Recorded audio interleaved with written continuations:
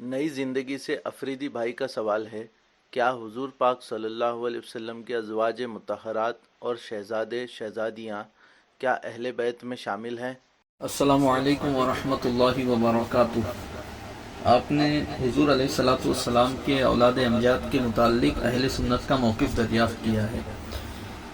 तो अहले सुन्नत व जमात के मशहूर आलिम दीन हज़रत अल्लामा अब्दुल मुस्तफ़ा आज़मी रहमतुल्लाहि ताला अलैह अपनी किताब सीरतुल मुस्तफ़ा सल्लल्लाहु अलैहि वसल्लम में फरमाते हैं, इस बात पर तमाम मौरख़ीन का इत्तिफ़ाक़ है कि हुज़ूर अक़दस सल्लल्लाहु अलैहि वसल्लम की औलाद किराम की तादाद 6 है।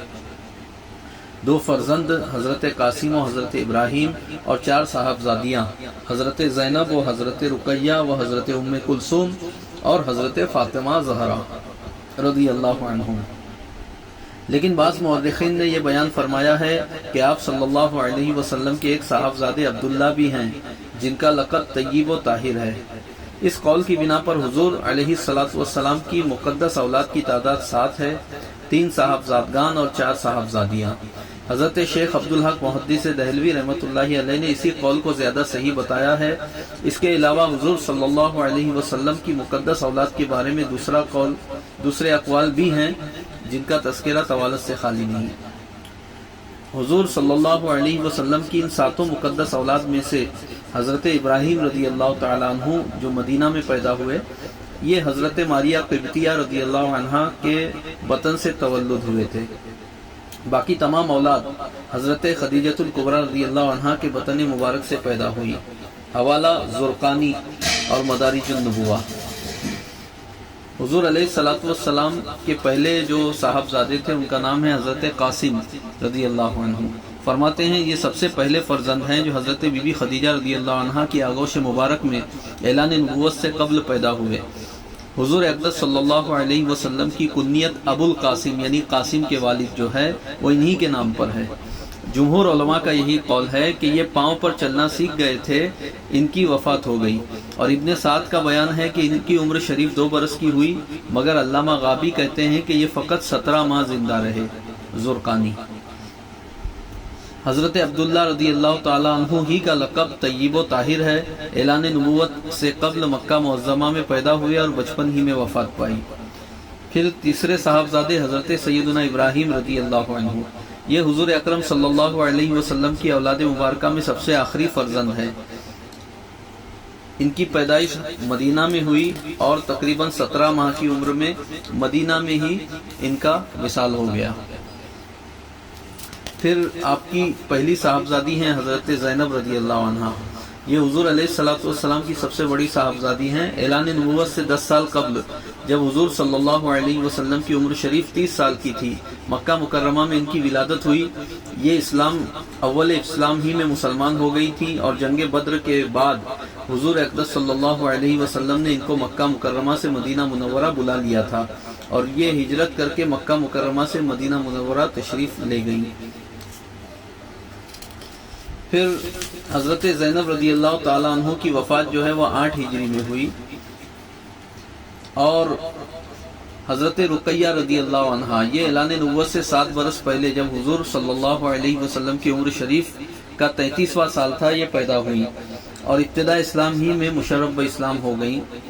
और बाद में इनका निकाह हज़रत उस्मान गनी रज़ी अल्लाह ताला अन्हु से हुआ और जंग बद्र जब हुई तो जंग बद्र की फ़तेह की खुशखबरी सुनाने के लिए जब हज़रत ज़ैद बिन हारिसा रज़ी अल्लाह ताला अन्हु मदीना आए, उस वक्त उसी के आसपास हज़रत रुक़ैया रज़ी अल्लाह ताला अन्हा का इंतकाल हो गया। फिर एक और साहबजादी थी हज़रत उम्मे कुलसूम रज़ी अल्लाह ताला अन्हा। ये हज़रत उस्मान गनी के निकाह में आई हज़रत रुक़ैया रज़ी अल्लाह ताला अन्हा के पर्दा फरमाने के बाद। बीबी रुक़ैया रज़ी अल्लाह अन्हा की वफ़ात के बाद 12 रबीउल अव्वल सन 3 हिजरी में हुज़ूर अक़दस सल्लल्लाहु अलैहि वसल्लम ने हज़रत बीबी उम्मे कुलसूम रज़ी अल्लाह अन्हा का हज़रत उस्मान गनी रज़ी अल्लाह अन्हु से निकाह कर दिया, मगर इनके शिकम मुबारक से कोई औलाद नहीं हुई।